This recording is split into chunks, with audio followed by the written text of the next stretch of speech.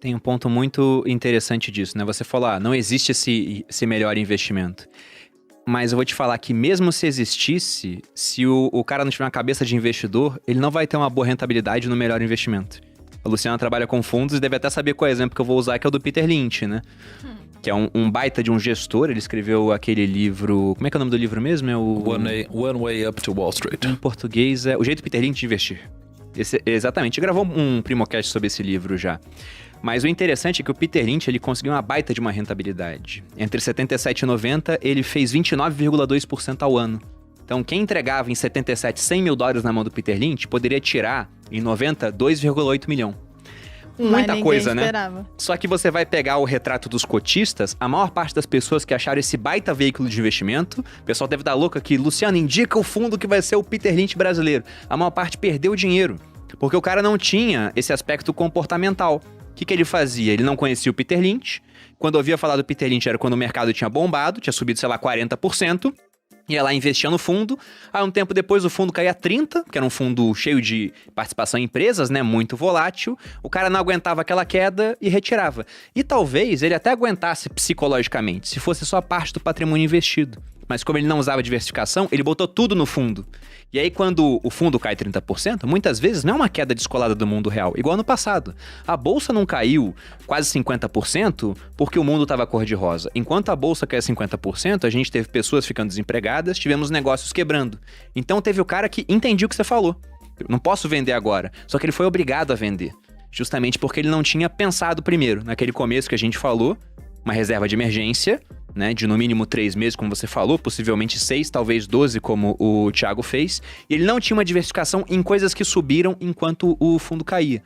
Eu fiquei muito tranquilo ano passado para tomar decisões, e eu tomei uma decisão extremamente arrojada para o meu histórico, que foi levar minha alocação de Bitcoin, que era um negócio próximo de 5%, para 20%. Foi muita coisa. E com todo mundo falando, inclusive alunos meus de turmas anteriores, colocando no grupo global lá, Bruno, você estava errado sobre o Bitcoin. Ele tinha caído de preço, né? Ele falou, não é uma reserva de valor, olha só o quanto caiu. Eu falei, olha, não quer dizer que ele não é volátil, Aí mas você eu foi acho que lá vai e voltar a resolveu subir. comprar um por dia. Aí eu fui comprando entre Nas palavras do meu pai. 0,5 e 1 Bitcoin. Nas palavras do meu pai, você viu o Bruno? Tá comprando Bitcoin igual pão na padaria. Não, eu fui comprando por conta disso. Doido? Era o resto da palavra, da frase. Tinha caído bastante. Eu falei, vou levar de volta pra 5%. E o preço do Bitcoin de lado um tempão. Aí eu lembrando lá, não que eu use tanto a análise técnica, mas eu dei uma estudada. Eu falei, nossa, essa ausência de volatilidade uma hora vai gerar uma explosão de volatilidade. Pode ser pra cima ou pra baixo. Se for pra baixo, que é a pior coisa que pode acontecer se eu aumentar a alocação? Eu vou perder esses 20%. Talvez o Bitcoin chegue a 0. Vai me machucar? Vai, só que hoje eu tenho uma reserva robusta, a Malu tem um negócio que faz bastante dinheiro, meu negócio faz bastante dinheiro, então eu não ficaria pobre por conta disso. Agora, se esse negócio sair de onde tá, que era tava na época uns 40 mil, e realmente disparar pra cima, aí eu faço o meu nome, né? Empurrei a bola na rede ali, botei o burro na sombra e tô tranquilo. Aí eu fui, aumentei essa alocação, até fiz um movimento público e acabou que deu muito certo. Só que poderia não ter dado. E se não tivesse dado, eu estaria no jogo ainda.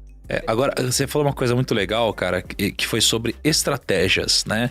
E sobre como você mudou uma estratégia sua. Que você antes tinha 5% e foi pra 20% e a sua turma falou, pô, mas como assim, né? Tá doido. E realmente o mundo, em termos de princípios, né? Existem algumas coisas interessantes a se notar.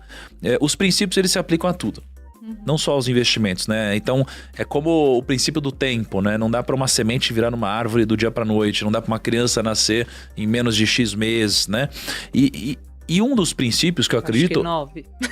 Não, que eu ia pior falar que que tem dá. gente que às vezes nasce... Às vezes dá mais- 5, Entendi. 6, 7, né? Eu me toquei na hora que ele Mas falou. a frase é, você não pode engravidar 9 mulheres e ter um Isso. filho em um mês. Não tem, Exatamente. você vai quebrar, inclusive, né? Um monte de A não ser que pensamento você isso. seja o rei Salomão. 9 meses que depois, teve Não 1000 vale, não mulheres. vale a pena. O rei Salomão teve 1000 mulheres. Isso é a prova que ele era muito rico. Mas assim, então, dentro desses princípios, um deles é o princípio de que nada é estático no mundo, né? Talvez apenas a mudança. Então, quando a gente fala Sabe de quem estratégia... falou isso? Heráclito. Heráclito? Aí ele falava puxa o Heráclito da Do nada, prateleira. Heráclito. Veja Heráclito aqui. Caraca, massa. Então, quando a gente fala sobre isso, tem algumas verdades no mercado que a gente carrega até hoje e que arrisco a dizer que estão mudando, né? Então, por exemplo, todas as crises da história aconteceu a mesma coisa.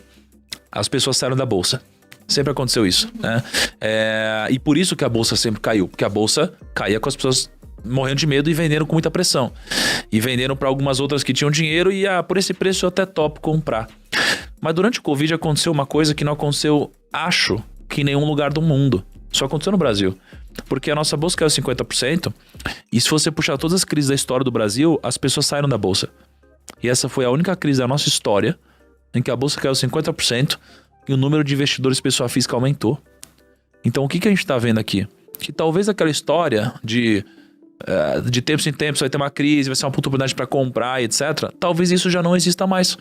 Concorda que isso aqui virou algo óbvio? Tem uma crise, é só comprar. Compra o som dos trovões, venda o som dos violinos.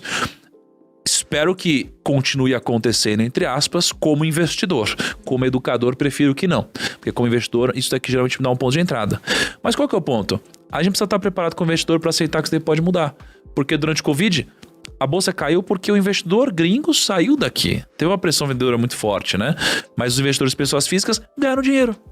Então, assim, quando a gente olha para isso, cara, temos que saber que a estratégia tem que mudar. Que senão ela vai parar de dar certo em algum momento.